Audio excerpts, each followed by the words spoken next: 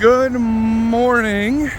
I know that as the time you watch this, I'm already home and off of retreat, but the Lord's just flowing on retreat in amazing ways, so I'm going to film a bunch of videos right now while the iron is hot.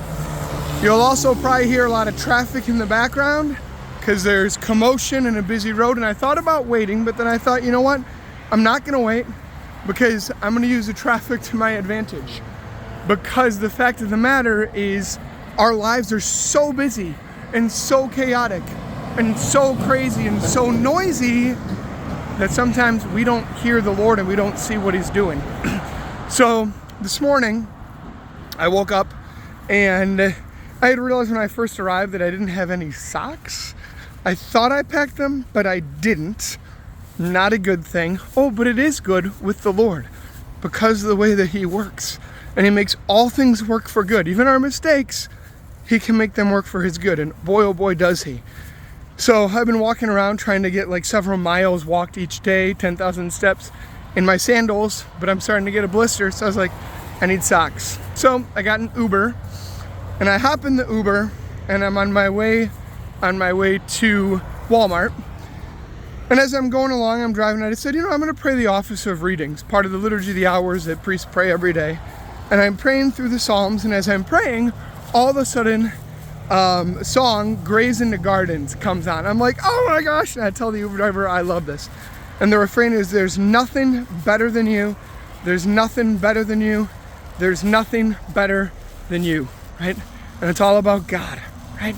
There is nothing better than God. I'm like, yep, that's what the Lord's showing me in my retreat, that He loves me. I'll tell you that yesterday I asked the Lord, show me how you love me. Teach me to receive your love. Like, Lord, I need to know it, not just as a notion.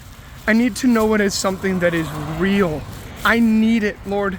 I need to know that it's real, right? And I even said, Lord, just like, give me a new heart. Lord, give me a new heart. And last night, when I went to the chapel, I prayed the office of readings, and one of the readings from it was Ezekiel chapter 36, where God says, you've been scattered, I'll gather you from among the nations. I will take from you your heart of stone and give you a new heart. There were even more details in it that lined up with what I was praying. Absolutely fantastic. I'm like, all right, Lord, you're loving me right now. I get it. I'm going to keep trying to block out other distractions and listen to your voice, because I know that that's the problem. It's not that God is talking to me now on retreat in a way that He normally doesn't talk to me. It's that I'm listening in a way that I normally don't listen.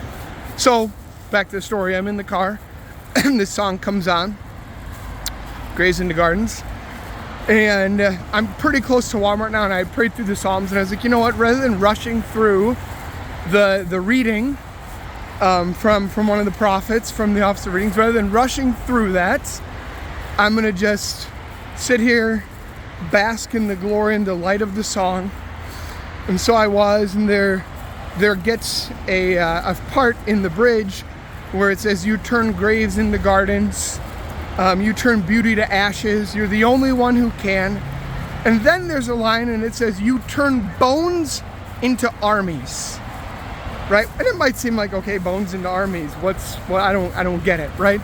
Bones into armies. I'm like, I'm pretty sure that's in Ezekiel, where the Lord takes the prophet, or the Spirit takes this prophet out. He sees this field of dry bones, and He says, prophesy to those bones. Prophesy that they rise up, and the Spirit breathes new life into them, and they rise up in this incredible army for the Lord. And as I'm hearing that verse, I'm like, I'm pretty sure that's in Ezekiel. So I quickly Google, dry bones Bible verse, and it pops up, it's Ezekiel chapter 37.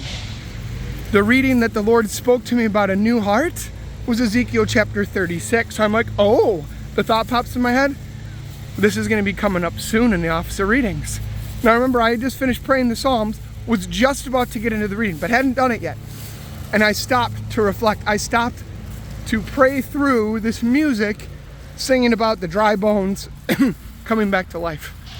So I looked down into the office of readings, and what is the exact reading that starts with the exact verse at the start? The Lord led me out to a field, and I looked and I saw the dry bones. Ding, ding, ding. God is speaking to me. He is telling me he loves me. I would be crazy to miss it.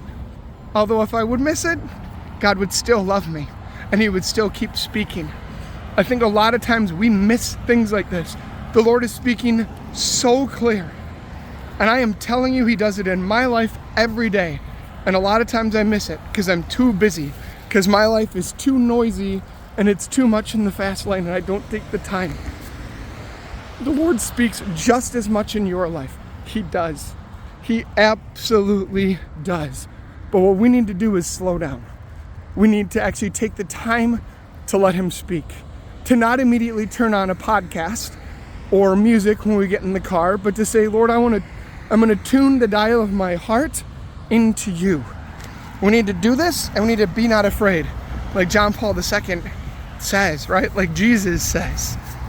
So my encouragement to you is going to be, and I know this might be big, but the reason why I'm willing to ask something that's big is because I know the Lord has big things planned for you.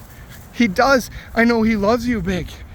If right now you're saying, well, I haven't experienced that, maybe it's just because you haven't been listening. And there's not an accusation, because it's not as if you've been trying not to listen. It's just there's other things in the way.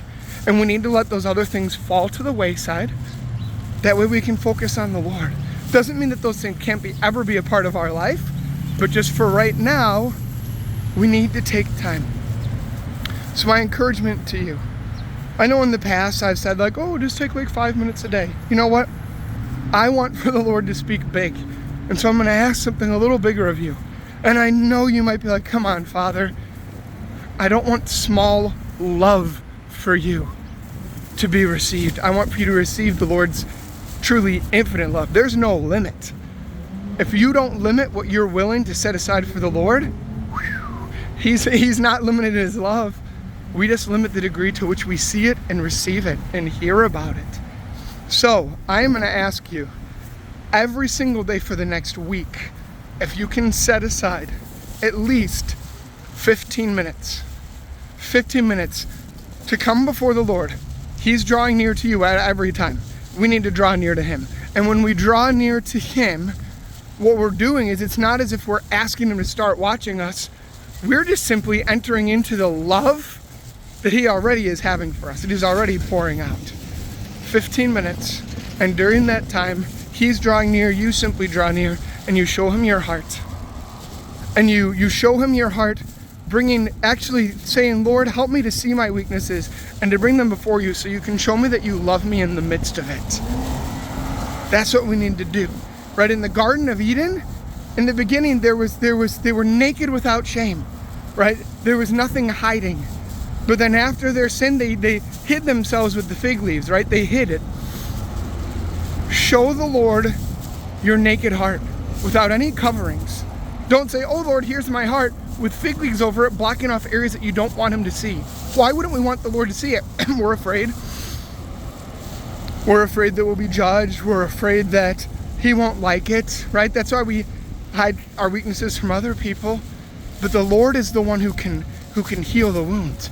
When we go to a doctor, we don't say, oh, doctor, I'm hurting, but I'm going to cover this area. You can't see it. We say, no, here it is.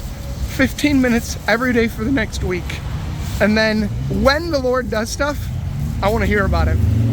I want you to send me an email, frromke@gmail.com. And I want to know. I want to hear about it. I want to hear what the divine physician is going to do when you expose your heart to him. Show him your wounds and ask him to love you. I want to see the way. I want to hear the way, because I know he's going to do it. I want to hear the way that he takes your heart of stone and gives you a heart of flesh, and the way he breathes life into any dry places of your life. He's going to do it. But in order for him to do it, you have to do it. He doesn't force his way in. So 15 minutes a day for the next week, handing it over to the Lord.